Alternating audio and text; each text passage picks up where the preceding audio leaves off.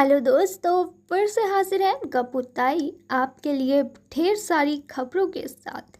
आज गप्पुताई के पिटारे में बहुत ही मसालेदार और तड़कती भड़कती खबरें हैं, तो फटाफट आप सवार हो जाइए गप्पुताई की छुक छुक करती हुई रेलगाड़ी में, क्योंकि इसका सुपर फास्ट इंजन एक बार अगर शुरू हुआ तो आखिर में अपने स्टेशन पर पहुंचकर ही रुकेगा। तो सबसे पहले बात करते हैं कुमकुम भाग्य की। गप्पुताई जब कुमकुम भाग्य के सेट पर पहुंची तो वहां पर एक हॉस्पिटल का सीन शूट हो रहा था। दरअसल हॉस्पिटल में पहुंच चुकी है पूर्वी। इस वक्त पूर्वी हॉस्पिटल में पहुंच चुकी है। पूर्वी को जिंदा दफनाने की कोशिश की गई है और आखिर क्या होगा इसके आगे, इसके बारे में गप्पुताई आपको बताएगी। दरअसल हुआ कुछ यूं है कि पूर्वी के जो दुश्मन हैं उन्होंने जिंदा पूर्वी को ज़मीन के अंदर दफनाने की कोशिश की। इसमें कहीं ना कहीं अभी तक साहिल, मोनिशा और जस्सी का नाम सामने आया है। हालांकि किसी को भी ये पता नहीं है कि पूर्वी के साथ इतना घटिया काम किसने किया। घर वाले ये जानना चाहते हैं कि पूर्वी को भला ज़मीन के अंदर किसने दफनाया। वहीं अब जो कुमकुम भाग्य की पूरी टीम है वो हॉस्पिटल में पहुंच चुकी है। वहीं डॉक्टरों ने पूर्वी को खतरे से बाहर भी बता दिया है। ऐसे में अब देखना होगा कि घर वालों को कब पता चलेगा कि पूर्वी को कब्र के अंदर डालने वाले कौन से शैतान थे। ऐसे में अब ये भी सामने आया है कि जो आरवी है वो पूर्वी को बचाने में कामयाब हुआ। उसको लगातार ये पता चल गया था कि पूर्वी ज़मीन के अंदर है और वहीं से ये पूरा सीन शूट किया गया और वहाँ से वो पूर्वी को बचाकर ज़िंदा निकाल कर हॉस्पिटल लेके पहुँचा, जहाँ डॉक्टरों ने उसे आईसीयू में रखा। और फिर फ़िलहाल इस वक्त पूर्वी खतरे से बाहर है और पूरा जो सीन है वो हॉस्पिटल के अंदर का शूट हो रहा है। वहीं हम आपको बता दें कि ये पूरा ड्रामा ख़त्म होने के बाद अब धीरे धीरे इस बात से पर्दा उठेगा कि आखिर पूर्वी को ज़मीन में दफनाने वाला कौन सा वो इंसान था जिसने इतनी घटिया हरकत पूर्वी के साथ की।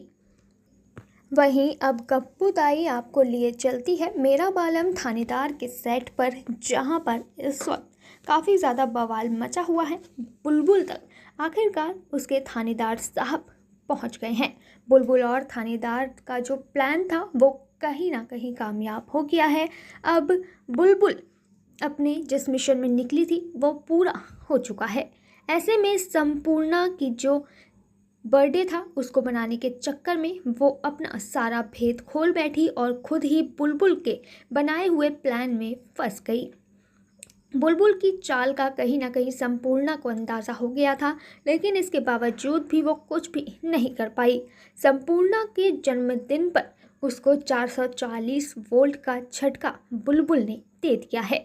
ऐसे में अब संपूर्णा के मुंह पर भी बुलबुल ने केक लगा मारा है। दरअसल होता कुछ ये है कि संपूर्णा जो है बहला फुसला कर या अपनी चालाकी से बुलबुल को अपने घर ले आती है, जहाँ पर उसने कई और लड़कियों को भी रखा होता है।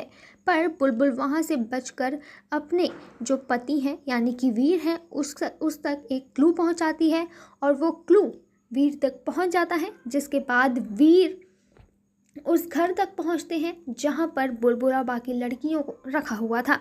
ऐसे में वीर उस वक्त पहुंचते हैं बुलबुल के पास, यानी कि दरवाजे को उस वक्त खोलते हैं जिस वक्त संपूर्णा जो है वो बुलबुल के ऊपर हाथ उठाने वाली होती है। ऐसे में ये पूरा सीन जो है वो काफ़ी ज़्यादा धमाकेदार है और यहाँ पर संपूर्णा जब देखेगी वीर को तो उसकी आंखें फटी की फटी रह जाएंगी और उसको ये भी समझ आएगा कि आखिर उसने बुलबुल से पंगा लेकर कितनी बड़ी गलती कर दी है। वहीं अब देखना होगा कि क्या जो वीर हैं उनको उनकी पोजीशन वापस मिलती है, क्या वो अपनी वर्दी को वापस ले पाएंगे, क्या ये जो मिशन है वो जो है वीर को उसकी वर्दी दिलाने में कामयाब हो पाएगा। ऐसे में अब देखेंगे कि आखिर मेरा बालम थानेदार में आगे क्या होगा। वहीं हम लिए चलते हैं आपको सुमन इंदौरी के सेट पर। सुमन इंदौरी के सेट पर इस वक्त काफ़ी ज़्यादा बवाल मचा हुआ है। इस बवाल के कई अहम कारण हैं, जिसमें से एक बड़ा कारण जो है वो देविका है। देविका की जो आग लगाने की आदत है वो कहीं ना कहीं अब जो सुमन है उसका घर बर्बाद कर कर दम लेगी। ऐसा इस वक्त शो में दिखाई दे रहा है। लगातार अब ये एक बड़ा सवाल बना हुआ है कि क्या अब सुमन घर छोड़कर भाग जाएगी। करवा चौथ के मौके पर सुमन इंदौरी के सेट पर बहुत बड़ा धमाका हो गया है। मित्तल परिवार में एक बहुत बड़ा मेलोड्रामा शुरू हो गया है। तीर्थ से प्यार करती है कृतिका, इस बात का भी खुलासा अब सुमन के सामने हो गया है। ऐसे में अब क्या सुमन खुद को कबाब में हड्डी जैसा महसूस करने लगी है, और क्या अब सुमन तीर्थ और कृतिका की ज़िंदगी से बाहर चली जाएगी, इसके बारे में हम आगे देखेंगे। पर अब ये जो एक मिशन था देविका का, वो उसमें कामयाब होती हुई दिख रही है।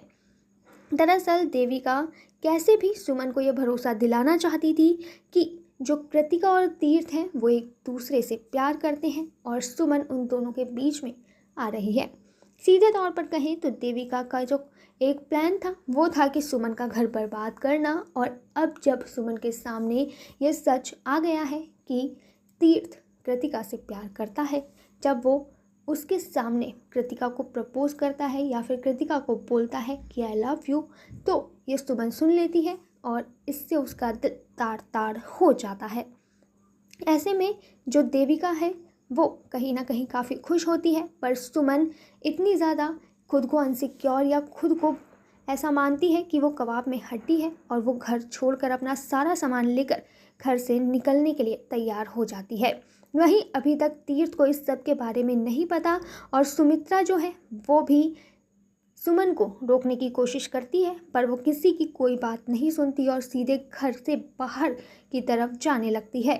वहीं अब देखना होगा कि क्या तीर्थ सुमन को घर वापस लेकर आ पाएगा, क्या तीर्थ को पता चल सकेगा कि आखिर सुमन क्यों और किस लिए, किसकी वजह से घर छोड़कर गई है।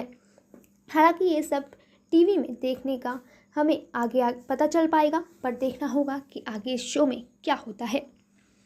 वहीं अब गप्पू ताई आपको लेकर चलती है परिणीति के सेट पर, जहां पर अब जो राकेश है वो इस जद्दोजहद में लगा है कि किसी भी तरीके से ये साबित कर पाए कि पार्वती ही परी है। दरअसल अभी तक तो लगातार ये अनुमान नीति राजीव लगा रहे हैं कि जो पार्वती है वही परी है, पर कोई भी इस बात को साबित नहीं कर पाया। ऐसे में नीति ने राकेश को ये पूरा एक काम दिया है कि वो इसको साबित करे कि पार्वती ही परी है, वरना चुप होकर बैठ जाए। दरअसल राकेश इस बात को नहीं मान रहा कि पार्वती ही परी है, और इसी को साबित करने के लिए अब वो राजीव के ऑफिस पहुंच चुका है। वो भी अपना भेष बदलकर सर में जूड़ी बांधे और अपने मुंह पर दाढ़ी लगाए राकेश अब पार्वती का खुलासा करने के लिए ऑफिस पहुंच गया है, जहां पर अब वो देखेगा कि पार्वती जो है वो कब ऐसा कुछ करे जिससे कि उसे पता चल सके कि वो परी है ना कि पार्वती, और वो नीति को भरोसा दिला सके कि पार्वती ही परी है। हालांकि इस वक्त जो राजीव है और जो परी है वो कहीं ना कहीं एक दूसरे के नज़दीक आते हुए भी दिख रही हैं। ऐसे में कहने को तो राजीव और नीति की शादी होने वाली है, पर जो हालात बने हुए हैं वो लगते हैं कि आने वाले वक्त में राजीव और नीति की शादी नहीं हो पाएगी। हालांकि ये शो में देखना होगा, पर गप्पू ताई आपसे अब ले चलती है आपको रब से है दुआ के सेट पर, जहां पर इस वक्त इबादत का काफ़ी जो है सरफिराज अंदाज देखने को मिल रहा है। इबादत ने अपने पूरे कमरे में एक स्लिप लिखकर लगा दी है कि मैं बेवकूफ़ हूँ। हालांकि ये जो मैं शब्द इस्तेमाल किया है इबादत ने अपने लिए बिल्कुल भी नहीं किया। इबादत ने ये शब्द इस्तेमाल किया है सुभान के लिए, और वहीं अब इबादत ने अपने माथे पर भी ये लिख लिया है कि मेरा शहर बेवकूफ़ है। दरअसल हुआ कुछ ये है कि इस वक्त इबादत शो में काफ़ी ज़्यादा मूड में नज़र आ रही है, सुभान को परेशान करने के लिए और सुभान को बेवकूफ़ साबित करने के लिए। ऐसे में वो अपने कमरों के चारों तरफ लगा देती है कि मैं बेवकूफ़ हूँ, और अपने माथे पर भी ये लिख कर आती है कि मेरा शौहर बेवकूफ़ है। हालांकि जिससे जो सुभान है वो गुस्सा हो जाता है और इबादत से बहस करने लगता है, पर इबादत का इस पर ज़रा था भी फ़र्क नहीं पड़ता। ऐसे में इबादत जो है वो सुभान को बोलती है कि तुम वास्तव में बेवकूफ़ हो। वहीं मन्नत पर भी सुभान भड़कने लगता है। मन्नत सुभान को ये बोलती है कि क्यों तुमने कोर्ट में अपनी आवाज़ उठाई। ऐसे में जो सुभान है वो मन्नत पर ही भड़क जाता है और ये बोलता है कि जो तुमने किया इबादत के साथ क्या वो सही था। वो जो वकील इबादत के ऊपर तरह तरह के घटिया आरोप लगा रहा था, क्या वो सही था। ऐसे में मन्नत चुप हो जाती है और फिर सुभान भी मन्नत को चुप करा देता है। इससे साफ है कि अब सुभान के मन में कहीं ना कहीं इबादत के लिए तो रिस्पेक्ट है, जिसे मन्नत चाह कर भी ख़त्म नहीं कर पाएगी। पर हाल अब देखना होगा कि इबादत और सुभान आगे कब तक ऐसे ही झगड़ते रहेंगे और कब तक मन्नत उनके बीच में आग लगाती रहेगी।